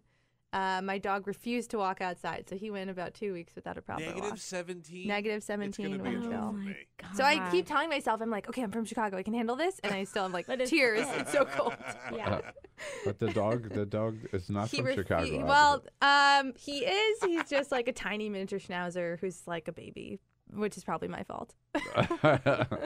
Negative 17 is it's pretty cold. Eliza, we've been talking a lot about immigration, and one interesting thing, all these meetings, there's Dick Durbin, there's Lindsey Graham, sadly, there's Tom Cotton, and there's other guys. One person is missing, you've been pointing out to all these talks. What the hell happened to Marco Rubio? Right? Remember, Marco Rubio was this big voice on immigration, and that was he was a moderate voice on immigration. He had immigrant parents. He was really hoping for a solution that could bring Democrats and Republicans to the table, and he was part of the Gang of Eight, as we remember. And we're having flashbacks to the Gang of Eight because it's basically the Gang of Six, is that Dick Durbin, Lindsey Graham group you guys were talking about earlier that presented to Trump. And 5 out of the 8 people are the same. The only people missing, I believe, are John McCain, who's been out, Chuck Schumer, who's now minority leader, so I'm not quite sure what the rules are on being a member of something like that. And then Marco Rubio. And they've added Cory Gardner, who is also a Republican but pretty moderate on immigration. But Marco Rubio's not there. Right. I remember during the New Hampshire primary, he talked a lot about his heritage and his parents' story. That was his issue. It was his thing. But it was his thing, but he did not talk about his work on Gang of Eight, because the primary, it killed him with conservative voters. Mm-hmm. So he talked about being someone of immigrants, but if you look back, a child of immigrants, but if you look back, he didn't necessarily publicize his Gang of Eight, and some could argue, when I talk to conservatives, they say that they think is what hurt him drastically and hurt his chances at the White House. So he's just decided to stay away from the issue? I mean, he says that he is giving more voices the chance to come in. He's not on the Judiciary Committee, which technically handles immigration legislation, although we've seen a lot of these other groups pop up that have nothing to do with the Judiciary Committee. But yeah, he's been sort of silent on the issue and kind of sidestepped when we've reached out to ask. And where is he on the conservative spectrum? I mean, he's the Republican, but is he like a hardliner Tom Cotton, or is he? We ought to recognize this as an important issue and take the lead in it. Let's go to Lindsey Graham approach. Do we know? He's definitely a Lindsey Graham approach. That's what I thought. And he represents Florida, which is obviously a very large immigrant community. And he has said, I'm not that involved in these conversations now, but I am looking for a solution to DACA. He also, I would imagine, is very for something like the wall or border enforcement, maybe because of learning his lesson in 2016. But as far as protections for dreamers, he's very much for that. Well, Alexi, when that Donald Trump allegedly, maybe we should say, I don't think there's any doubt, made the comments about Haiti and El Salvador and certain African countries, it didn't play very well in Florida. Not with the Republican governor of Florida, even. Right. Well, and I think, like, that's the important thing to note, right? Like, we have folks like Cotton and Perdue who are coming out and saying they don't recall because of whatever motivation they have. But I think we've seen across the board from the slew of Republican lawmakers who came out immediately saying this is a disgraceful comment. Diversity is one of the strongest points of our country. We shouldn't talk about other countries this way. You see that sort of across the board, people are, not happy about these comments. And I think that could also be why some folks are doubling down. Yeah, I mean, I don't know, over 200,000 Haitians, I think, in Florida. I mean, Rick Scott up for re-election. Right. The last thing he wanted was to alienate a big block of potential Republican voters. But we even saw someone like Orrin Hatch, who's a pretty pro-Trump, high up, Senate president, come out immediately saying, look, I need more information, but if this is true, it's unacceptable. And there isn't a large Haitian population, as far as I know, in Utah. But I think people just sort of chose to come out on the other side of Trump on this. So what is your take? You're close to it. Alexi and I were talking about this. What is your take on the chances of reaching a deal which, by the end of the week, to keep the government running, which also does something about the Dreamer program? I think Trump's comment last week really hurt the chances. I think that there was a bipartisan group, really the only bipartisan group that came to a solution. There's a group of number twos in the Senate and House, which would be like the whips. John Cornyn, Dick Durbin is part of that group. But they're sort of all over the map on immigration where they stand. Most of them have not made that a huge issue for themselves. So you could argue there's other bipartisan groups, but this Gang of Six, they really did address the 4 issues Trump had asked for. Maybe not enough for what Trump said, and probably not enough for a lot of Republicans, especially in the House. But I think Dick Durbin is sort of right in saying this is the best chance you've got if you're calling for a bipartisan solution. And he pointed out, rightly so, that Trump had that meeting on TV for about an hour earlier in the week and addressed those 4 things and said, I'll sign anything you give me. And so it doesn't quite make sense that 2 days later they gave him something addressing the 4 issues that was a bipartisan compromise. You can argue that the bipartisan group, is all pretty moderate on immigration. But they listened to what he said and gave them something. And he's pushing back, and he's been attacking Democrats all weekend. Right. And these other comments, the vulgarity about Haiti and El Salvador on top of that. But yeah, don't you think, Alexi, that if it had been just a meeting with Lindsey Graham and Dick Durbin and Donald Trump, there would have been a deal? Yes, but and we've seen that in the past when he met with, Chuck and Nancy.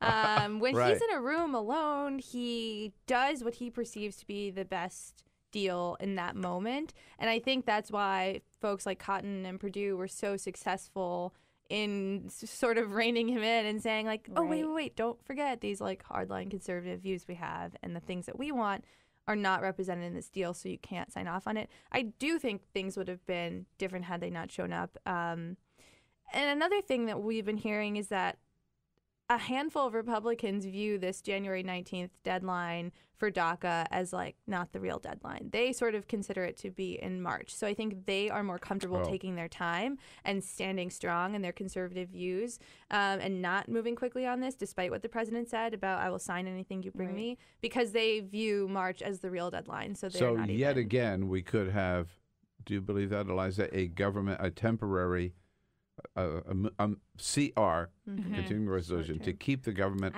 open for another few weeks without dealing with the Dreamers? I think it's a very likely situation because, we've heard that there are other things that they are negotiating actually on the budget, the spending caps, how high they can spend. Republicans want it just to be raised on defense. Democrats want it both equally. Looks like it's not going to just be defense, but to how much, what levels are still being negotiated. That being said, I think the comments from Trump are really angering Democrats, and Democrats that might have said, look, we'll vote for another 2 week, to give us that time, now might say, nope, we're not voting for it. Government shutdown Republicans have to play ball on this. Right. Democrats angered by his comments. Republicans have to be embarrassed? I mean, I don't know. I think this is not the first time Trump has said something that they've had to be put on the spot. No. Right. So it's once a week at least, right? So Republicans have gotten very good at avoiding these comments and saying just enough to say, look, I don't think that way, but not enough that alienates their relationship with the White House or the administration. I mean, there has to be a level of frustration from Republicans, not just in that Gang of Six, but I think you had mentioned earlier in the show, Republicans who do genuinely want a deal, which I would believe is a lot of the Republican Party. Pro-business Republicans are looking for this. You're seeing like the Chamber of Commerce having all of these events. And some of these Republicans in tough districts in 2018, I can't imagine that deporting 800,000 people, many of whom have very successful careers and educations right now, would be a good strategy for them. Right. I was talking to someone who works in local politics in California, again, to understand the lay of the land, because it's a totally different beast than D.C. and Chicago and New York. But he was talking to me specifically about Darrell Issa's district. And I was, playing thought experiments with him, asking, can a Democrat take this seat when this district has voted Republican? A Democrat almost took it the last time. Right. But by a half a percentage point. Right. But so what he pointed out is that it's been trending more Democratic over the last 20, 25 years. But Donald Trump basically came in and poured gasoline on that and is expediting that process. And he was saying that there in that district, California's 49th district, there's a lot of college-educated whites and a sort of population of wealthy Asian Americans. And he was saying that they are an interesting demographic to look at in this race because they don't subscribe to this rhetoric that Trump uses. They're not okay with these, comments that he's making, alienating complete communities and groups of people. And he was like, if one thing is going to push them, the little bit they need to go Democrat, this is certainly going to influence that. We've talked a lot about the House. In the Senate, there have also been some key retirements. Right. Bob Corker and Jeff Flake. Jeff Flake, who is scheduled to give a major address to the Senate on Wednesday on the issue of fake news. He gave us a little preview yesterday on This Week, talking about Donald Trump's use of this phrase. You have authoritarians across the world using the term fake news to justify cracking down on their opposition or to staunch legitimate debate. That's nothing we should be proud of. In fact, Jeff Flake says this is what some of the more famous authoritarians or dictators in history have done. I noted how bad it is for a president to take what was popularized by Joseph Stalin, the enemy of the people, to refer to the press. There you are. Donald Trump, Joseph Stalin. This is a Republican making this charge. Well, this is a Republican, but this is a Republican who had to retire because he wrote a whole book saying that Donald Trump ruined the Republican Party. Right. So you have to keep in mind that he is not necessarily the view of the rest of his colleagues in the Senate. And I would point out that some of his colleagues in the Senate call us fake news. So it's not just around the world. But Jeff Flake certainly is an important voice. He is raising it more and more now that he is retiring and doesn't have to worry about re-election with Republicans. And I'm sure that Donald Trump will. We can expect some tweets after that speech. Oh, certainly. Yeah, you know it. He's giving that on Wednesday? Wednesday. Is that the same day I've lost track of as the fake news awards? Yes. Well, they've been moved to Wednesday. Yes. Right. They've been moved to Wednesday. I think there's still a question about whether or not Donald Trump will actually do it Wednesday. He may put it off again, or he may never do it. This reminds me of the campaign. I feel like there were moments like this often that just never happen. Releases of I'll be giving a big policy. announcement on Monday of next week, and then nothing happens. Right. Or it was always 2 weeks. I feel like he always said, in 2 weeks' time. Yeah, right. And remember, he was going to sue every one of those women that accused him of sexual harassment. They didn't sue even one of them. Not that he doesn't have a lot of lawsuits in his background. But so in theory, Donald Trump is going to give out the fake news awards Wednesday evening. Jeff Flake has scheduled this speech for Wednesday during the day. He might be a contender now. I was just going to ask that question. Right. So do you think he's looking at 2020, Alexi? Jeff Flake? I mean, a primary challenge against Donald Trump? No. I mean, I think not at all. I don't know. I haven't spoken to him or his people, so I can't say with certainty. I just sort of think, like, it's too soon for him to launch a bid against Trump. I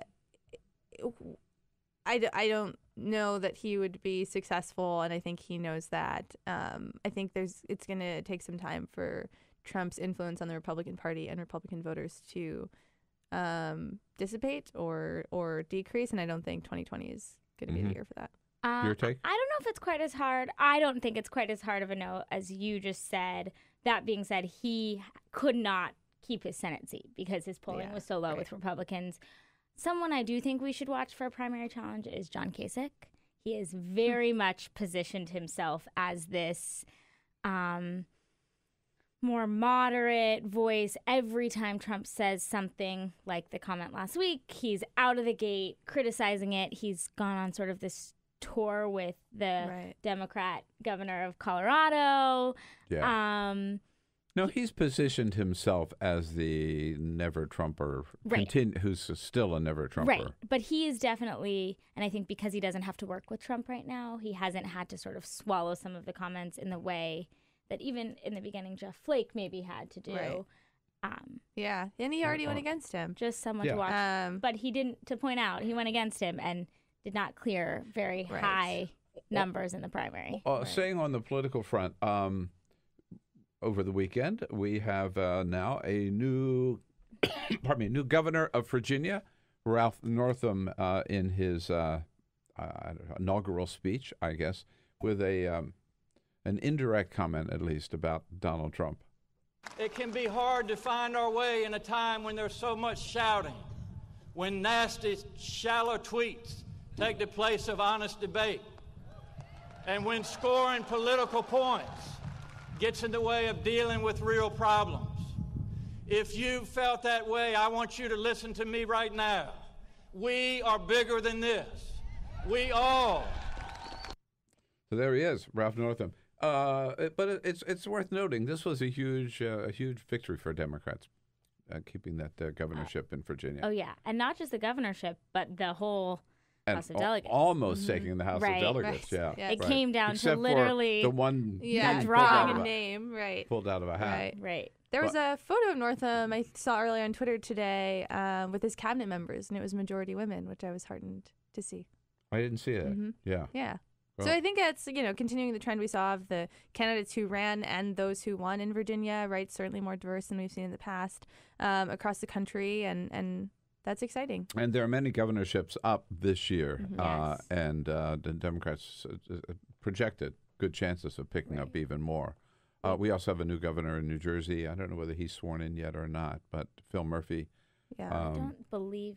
And that makes, I saw this, this morning, New Jersey will then become the eighth state where Democrats do have the trifecta, governor, House, and Senate. I didn't see that.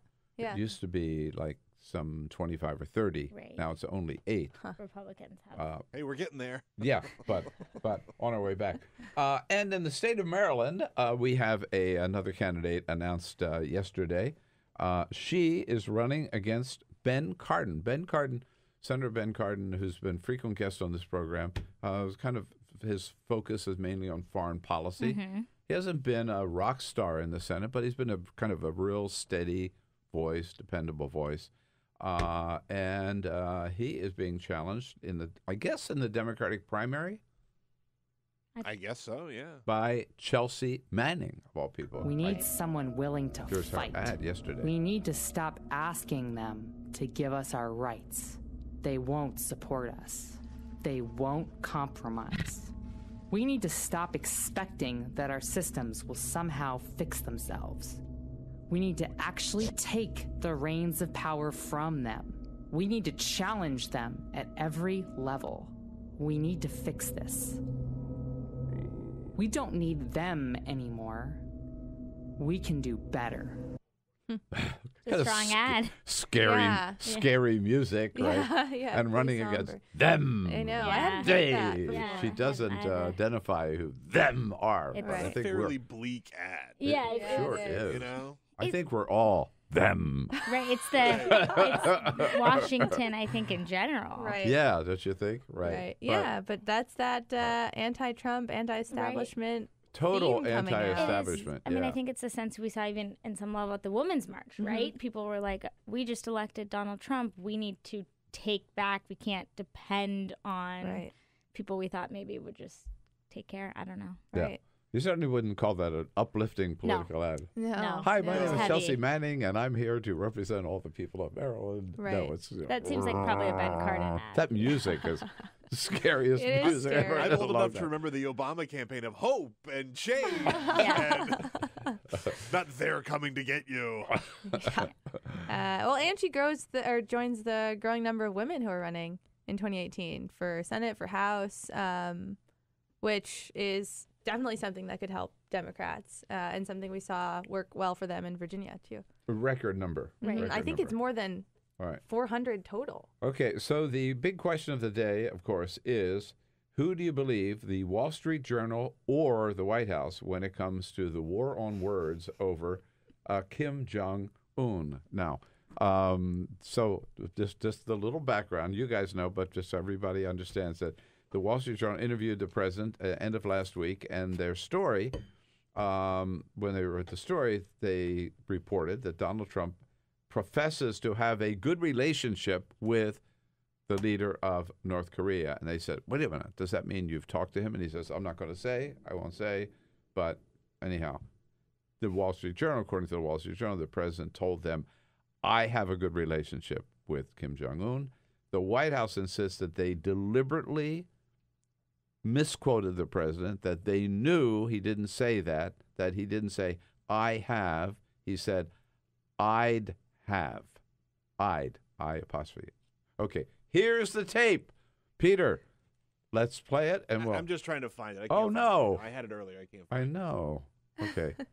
You buried that tape? I can't believe of all Yeah, tapes. sorry. you would I'm bury trying that to tape. find All right, it. well, Peter is.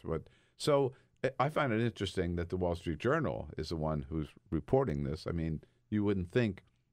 You'd think he might accuse the New York Times or CNN of fake news. No, he's accusing the Wall Street Journal of fake news. Here is the audio. Listen carefully. I probably have a very good relationship with Kim Jong-un of North Korea. Let's hear it again. I probably have a very good relationship with Kim Jong-un of North Korea. My friend, Kim Jong-un. Kim Jong-un. I or I'd? If it's I'd, it's a very soft D. But the probably is what trips me up. Because, it makes less sense to say, I probably have a good relationship with Eliza. It's like, I'd probably have. Like, I probably doesn't make sense to me. But it is a soft D if it is a D. He could have meant to say I'd and said I, but that doesn't mean the Wall Street Journal is incorrect because they don't know. I don't think the Wall Street Neither one of them Journal. make a lot of sense. frankly. Exactly. That's the point. Neither one makes a lot of sense. I don't think the Wall Street Journal was deliberately trying to misquote him at all. So, No, I don't think all right. Hey, guys, thanks so much for coming in. Eliza Collins, USAtoday.com, Alexi McCammond, Axios.com. Have a great Martin Luther King holiday. Remember what it's all about. And come back and see us again tomorrow. This is the Bill Press Show.